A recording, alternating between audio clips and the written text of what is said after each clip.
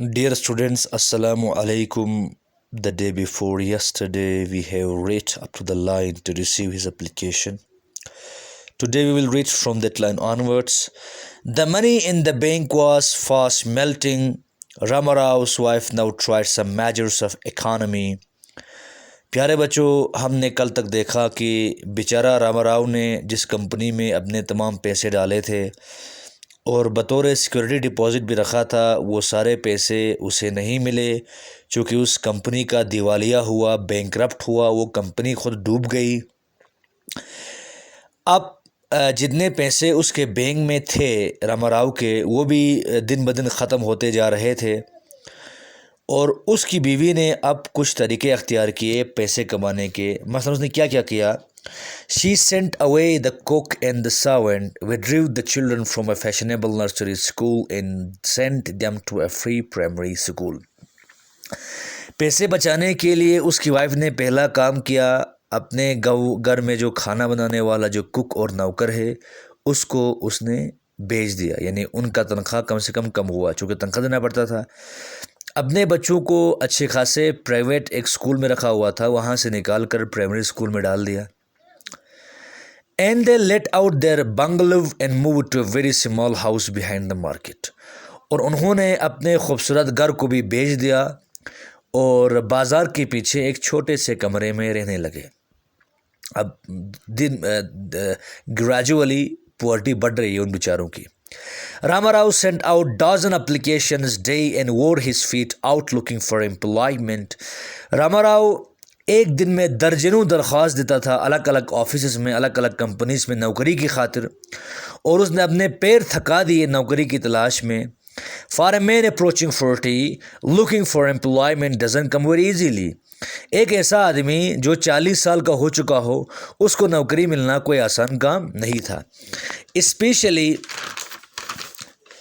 when he just lost an independent lucrative business, और भी उस वक़्त जब उसने अभी एक क्या कहते हैं इंडिपेंडेंट, और लक्रेटिव का मतलब हो गया बेटा प्रॉफिटेबल, जिससे आपको मनी ज़्यादा फ़ायदा, बहुत ज़्यादा फ़ायदा पहुँचे। अभी एक लक्रेटिव बिजनेस उस बेचारे ने खो दिया है। Rama Rao was very business-like in stating his request. He sent his card in and asked, I wonder, sir, if you could do something for me. My business is all gone through no fault of my own.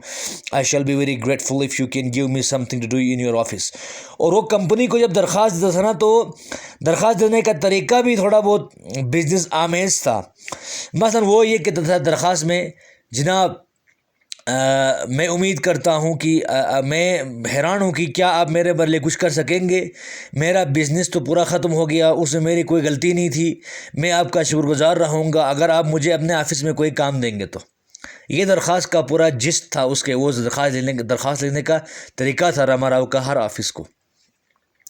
What a pity, Ramarao. I am very awfully sorry. There is nothing at present. If there is any opportunity, I will certainly remember you. और फिर office में मौजूद जो officer जवाब देता था, हाय अफसोस रामाराव, मुझे अफसोस है और आप पर तरस भी आ रहा है। फ़िलहाल तो हमारे यहाँ पोस्ट खाली नहीं है, जो ही कोई पोस्ट खाली होता है मैं आपको फ़ोन करता हूँ वगैरह वगैरह, या मैं आपको बुलाऊँगा, यही कहते थे ऑफिस वाले। It was the same story everywhere. He return home, जहाँ जिस ऑफिस में भी वो जाता वहाँ से ही जॉब मिलता। He returned home in the evening. शाम को पलट के घर वापस आता है। His heart sunk as he turned into his street behind the market. जो ही वो अपने घर के करीब वाली गली में पहुंचा तो वो हैरान और परेशान था। His wife would invariably be standing at the door with the children behind her looking down the street.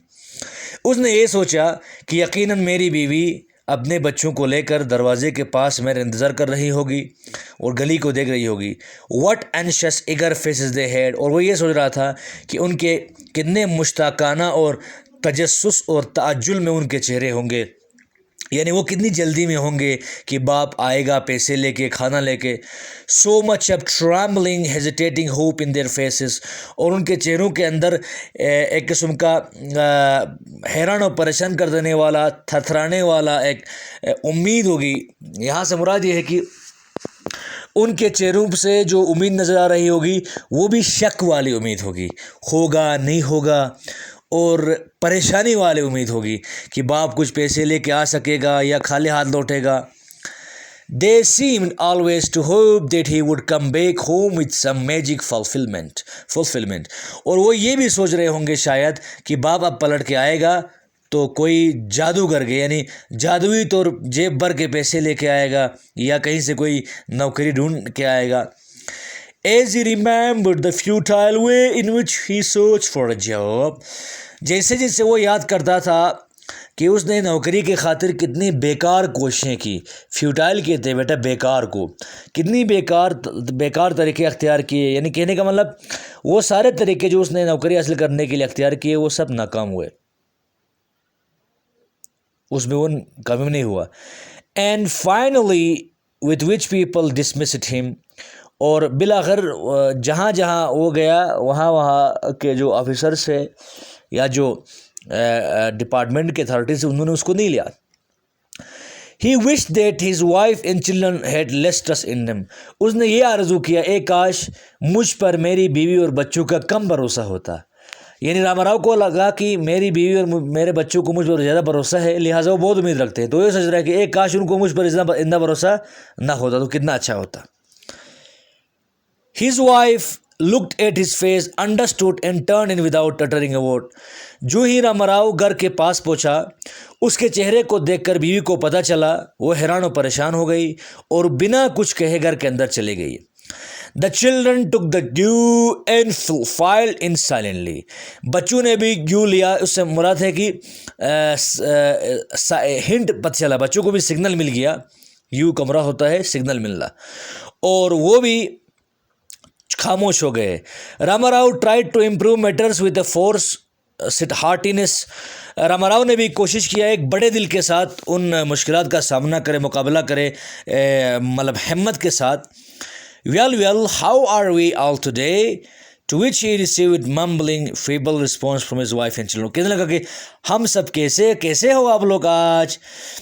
तो उसने ये सवाल किया तुम लोग कैसे हो, तो बीवी और बच्चों की तरफ से जवाब तो मिला, लेकिन दबे होठों जवाब मिला, ठीक है हम सब, क्या होगा हमारे साथ।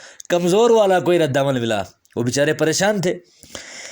इन it rent is hurt to see them in this condition, और उसके दिल के अंदर इतना एहसास हो गया अपने बीवी बच्चों को इस हाल में देखकर।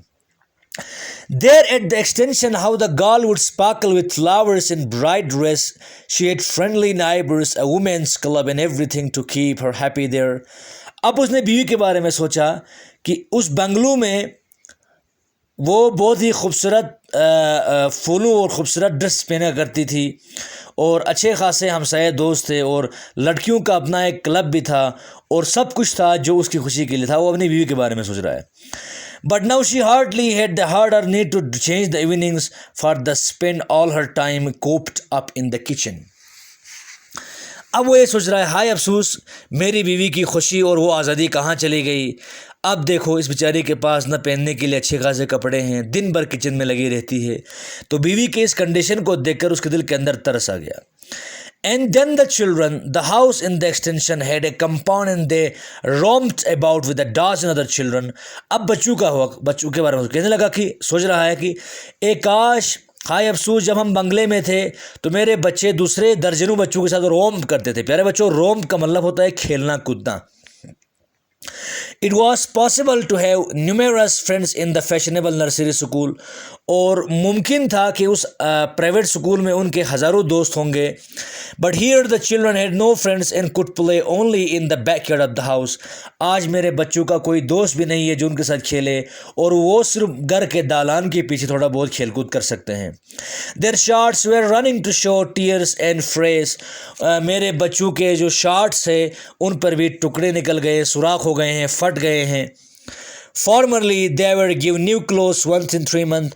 जब इससे पहले जब उनके हालात ठीक थे तो हर 3 महीने में नए कपड़े बच्चों को ख़रीदता था। आज उसके बच्चों के कपड़े भी फट गए हैं और ख़राब हो गए हैं। रामाराव ले in bed and spend sleepless night over it. और यही सब बातें सोचते हुए उस रात रामाराव एक लम्हे के लिए भी नहीं सोया। All the cash in hand was now gone, जो कुछ उसके हाथ में पैसा था वो भी ख़त्म हो चुका था। Their one only source of income was the small rent they were getting for their house in the extension, और बंगलों में मौजूद जो घर था उससे आने वाला थोड़ा बहुत किराया जो था ना, वही उनके खाने का ज़रिया था, वही उनके घर का इनकम, सोर्स ऑफ इनकम था। They shuddered to think what would happen to them if their tenants should suddenly leave. Tenant हो गया किराएदार, टेनेंट हो गया ना किराएदार। अब वो ये सोचने लगा कि अगर हमारे घर का किराएदार भी हमें छोड़ के चला जाए तो हमें पैसे कहाँ से मिलेंगे। यही सब बातें सोचकर रामाराव काफ़ी परेशान था। It was in the connection that Ramarao come across a journal in the Jubilee reading room. एक दिन वो कोई रीडिंग रूम में बैठा हुआ कुछ किताब पढ़ रहा था, उसके हाथ में एक मैगजीन लग गई, उसका नाम था the captain. It consists of 4 pages and all they were devoted to crossword puzzles. It offered every week a first prize of 4,000 rupees. और उस कैप्टन वाली मैगजीन में क्या था, कुछ पजल्स थे, और उन पजल को हल करने वाले के लिए हर हफ्ते में पहला प्राइज़ 4,000 रुपये था। तो शायद उसमें कुछ होने वाला है, हम देखते हैं आगे। खुदा हाफिज़। ओके।